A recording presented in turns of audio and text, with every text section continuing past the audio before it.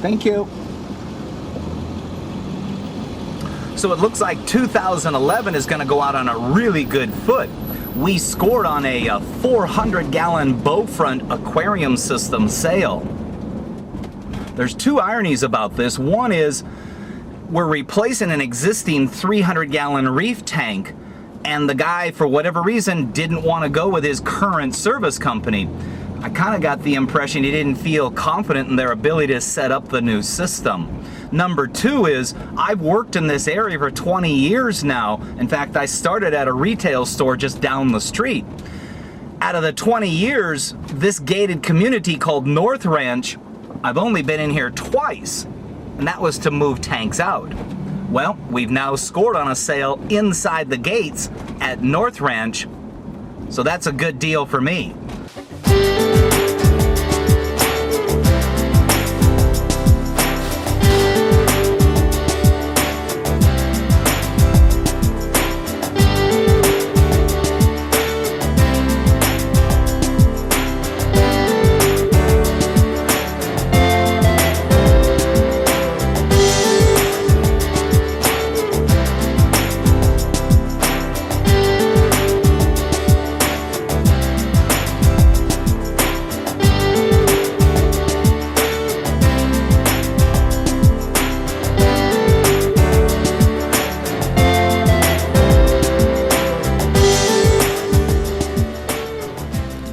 Welcome to LA Fishguys, episode 109.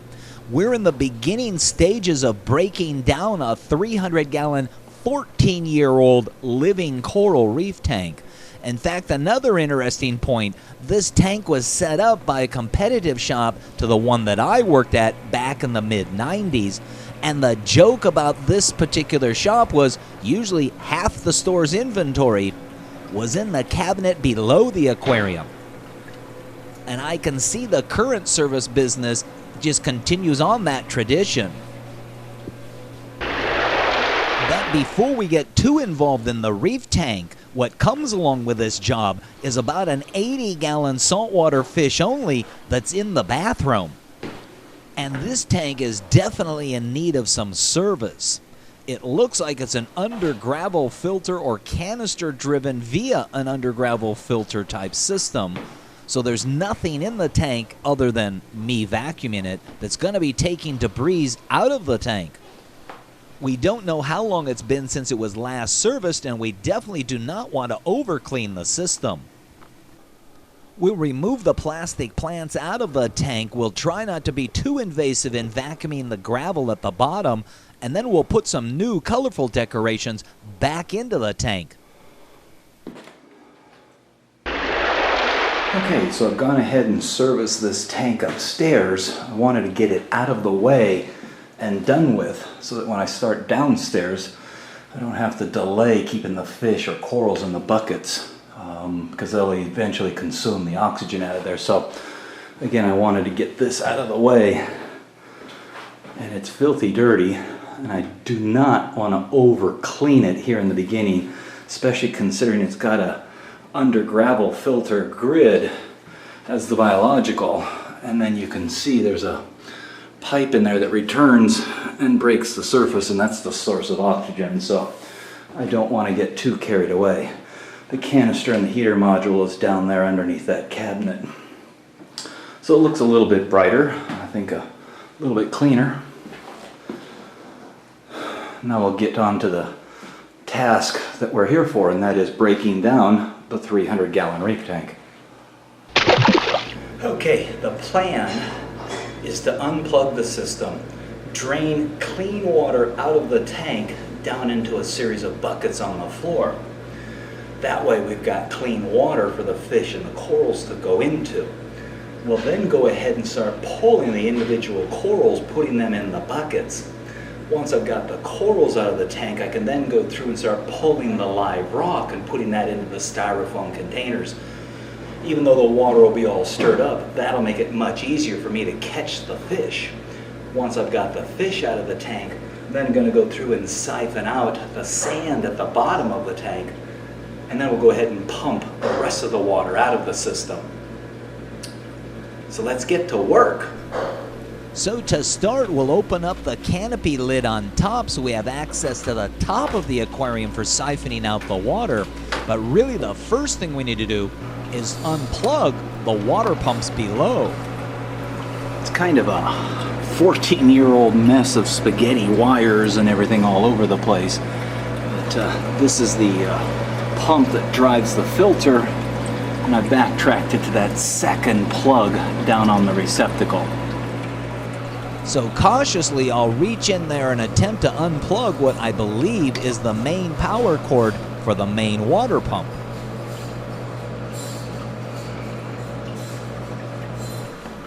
So I was right there. Let's see what else is inside the cabinet to discover. You can see this unit's got a refrigeration unit. We'll incorporate that into the new system. A couple of pumps. I'm not sure if I'm going to use those over again. And then a large sump with a protein skimmer in there. Looks like a All-Seas or an ASM skimmer.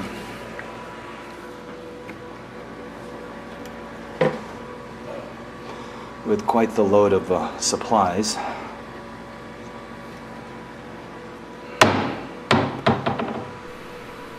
With the system officially unplugged, the lives of all the occupants inside the tank are now my responsibility. The first step we'll take is ensuring that we get some clean water from the aquarium.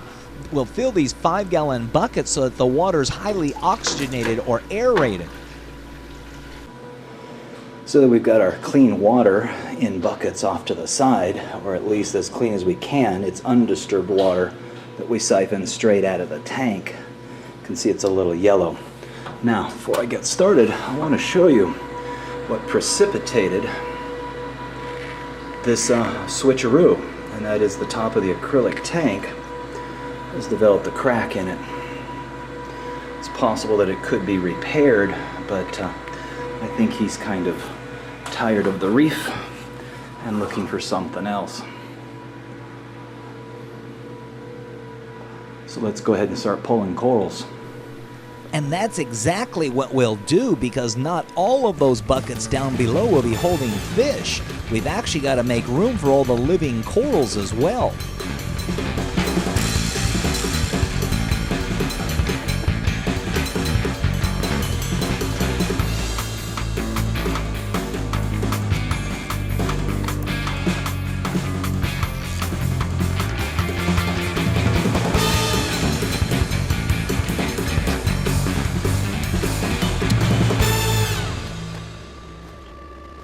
When in Los Angeles, make it a point to stop in Long Beach, California at Age of Aquariums, 2642 Cherry Avenue, just off the 405 freeway near Signal Hill.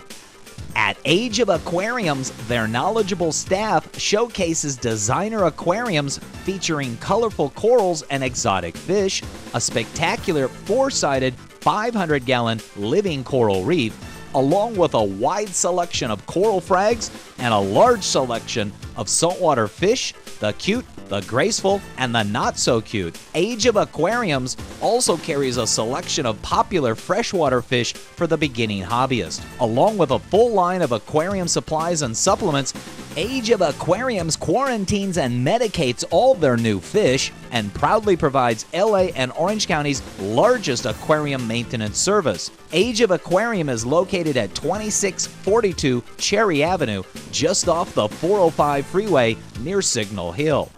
Open 8 a.m. to 8 p.m. Monday through Friday and 10 a.m. to 6 p.m. Saturdays and Sundays. For more information, dial 562-438-6252 or visit ageofaquariums.biz.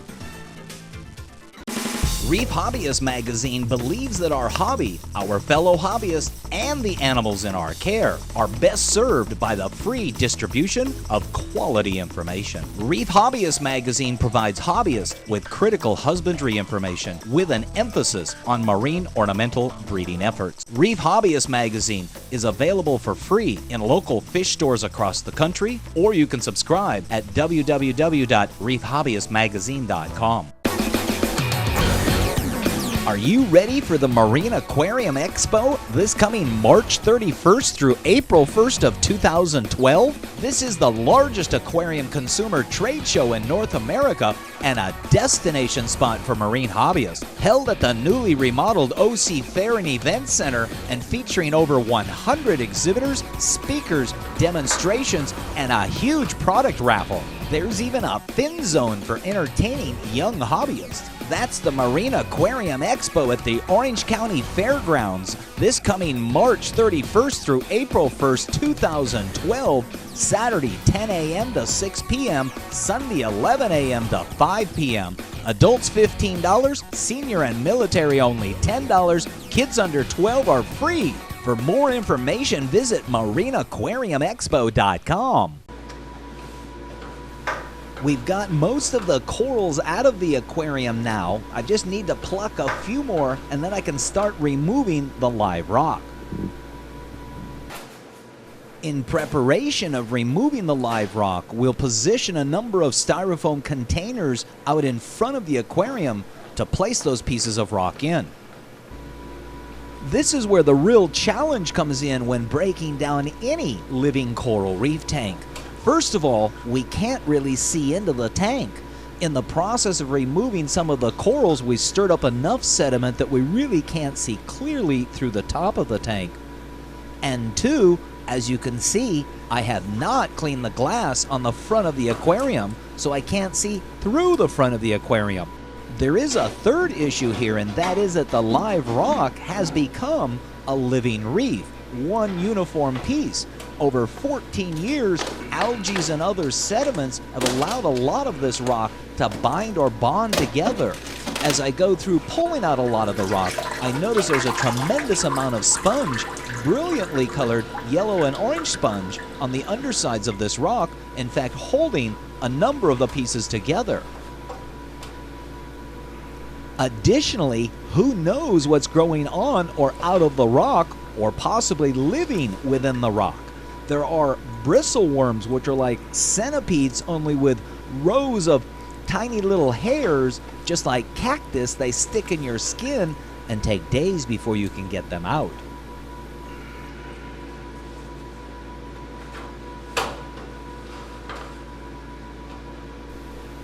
There's also those little calcareous tube worms that seem to grow off the rock quickly and easily, and they not only grow quickly, but they'll break off easily, and unfortunately quite often break off under the skin and spend days festering down there before you're able to extract it. You would think wearing gloves would be a good idea, and I do believe it's a good idea. But the reality is, if it's a rubber glove, as you lift your hand in and out, it's going to fill up with water, and that water's going to want to drip out. If it's a cloth glove, the water's going to want to drain, and once again, the water's going to drip out. In both cases, it'll protect your hand a little bit, and maybe that's simply worth it, but it's also going to be a bit of a mess as far as going in and out of the top of the tank. And keep in mind, we're only referring to the live rock at the moment.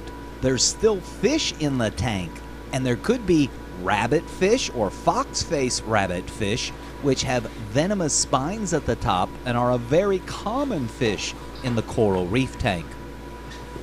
And who knows what other fish might be in the tank that the homeowner has forgotten to tell me, or has forgotten are even still in the tank.